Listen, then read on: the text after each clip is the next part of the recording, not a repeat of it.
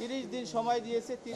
30 দিনের মধ্যে ministry of health and ministry of হেলথকে এই ডাইরেকশনটা দিয়েছে। হাইকোর্টের অনারেবল হাইকোর্ট ডিভিশনের honourable justice mister justice Khizir Ahmed Chowdhury এবং honourable justice mister justice Ziaul Haq এর যৌথ বেঞ্চে এই আদেশটি হয় যে 30 দিনের একটা ডাইরেকশন দেয় মন্ত্রণালয়কে এবং তাদেরকে এই ডাইরেকশন দেওয়া হয় যে অচিরেই যেন অবৈধ দখলদারদের কাছ থেকে সংক্রামক ব্যাধি হসপিটালের যে সম্পত্তি আছে এটা তাদের বরাবরে বুঝিয়ে দেওয়ার জন্য অবৈধ দখলদারদের উচ্ছেদের মাধ্যমে 30 দিনের একটা সময় দেন এবং এই মামলায় honourable high court division rule issue করে। কমপ্লেইন দিতে বলছে এবং আমাদের একটা কমপ্লেইন্স দিতে বলছে যে এই সম্পত্তিটা আর যে ডিমার্কেশন অর্থাৎ এই সম্পত্তিটার ডিমার্কেশন এটা তথ্য মন্ত্রণালয় থেকে এই সম্পত্তিটার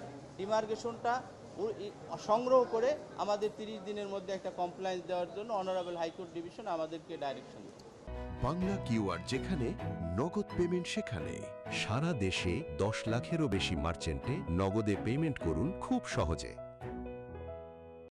সেখানে বিভিন্ন বস্তি স্থাপন করে ব্যবসা বাণিজ্যের দোকানপাট স্থাপন করে সেখানে তারা অবৈধভাবে দখলদার ছিল। সেটার উপরে ইত্তেফাকের যেই প্রতিবেদন সেই প্রতিবেদনটা পপার্স লিগ্যাল এইড ফাউন্ডেশনের নজরে আসে। নজরে আসার পরে পপার্স লিগ্যাল এইড ফাউন্ডেশনের পক্ষ থেকে আমরা সংক্রামক ব্যাধি হসপিটাল যে অথরিটি আছে সেই অথরিটির কাছে আমরা জানতে চাইলাম যে ঘটনাটা আসলে সত্য কিনা। পরবর্তীতে তারা আমাদের কাছে একটা প্রতিবেদন পেশ করে। সেই প্রতিবেদনে উল্লেখ করে যে 32 একর সম্পত্তি তাদের নামে বরাদ্দ থাকলেও তাদের দখলে আছে মাত্র 8 একর সম্পত্তি, বাকি 24 একর সম্পত্তি তাদের দখলে নেই। পরবর্তীতে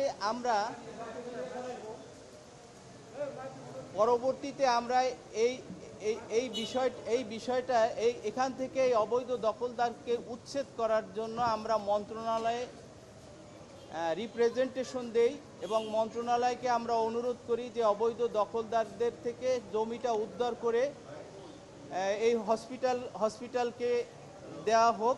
কিন্তু আমাদের এই অ্যাপ্লিকেশনের তারা কোনো প্রতিকার করেন নাই অথবা তাদের এই ইনঅ্যাকশনের বিরুদ্ধে আমরা পরবর্তীতে অনারেবল হাইকোর্ট ডিভিশনে আমরা একটা রিট পিটিশন দায়ের করি। সেই রিট পিটিশন শুনানি অন্তে honourable justice mister justice Khizir Ahmed চৌধুরীর দ্বৈত বেঞ্চে একটি আদেশ হয়। সেই আদেশটিও তাদেরকে একটি ডাইরেকশন এবং রুল দেন এবং সেই ডাইরেকশনে বলা হয় অচিরেই যেন সরকার এই ব্যাপারে হস্তক্ষেপ করে এবং আপনার এই হসপিটালকে যেন তাদের যে সম্পত্তিটা তাদের নামে বরাদ্দ আছে সেটা যেন হসপিটালকে বুঝিয়ে দেওয়ার ব্যবস্থা গ্রহণ করে।